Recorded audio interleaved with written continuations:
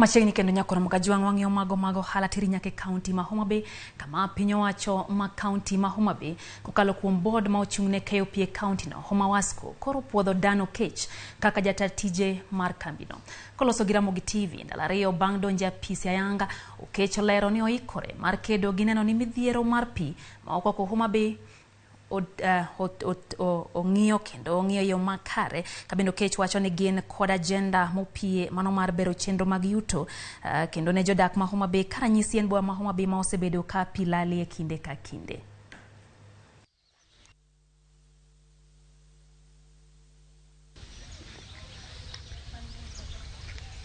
Onge gimoro amora maber maloyo ni jopiny yudo pi maler ma gimodho e utegi.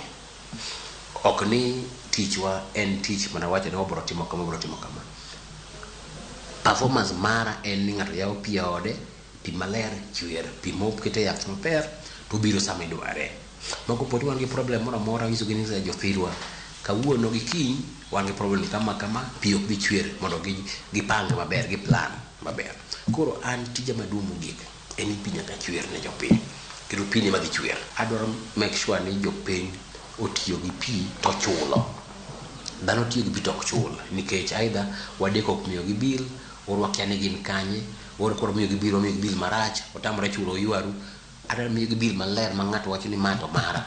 Mar ariyo, ochul bil ne maler. Mar adek, joma kwalo pi. Ing'eni pi, joma kwalo pi iluongo ni revenue water. Kenya ka average en 35%. Average marwa en 50%, 45%. Bing'e ni pi mikwalo ng'eny molo pi miuso kami most. Koro joma kwalo pi gi losses mamogi wadino maber. Kwadino gik maber to our on source revenue, pesa ma marwa mwaloso wawegi dhi malo.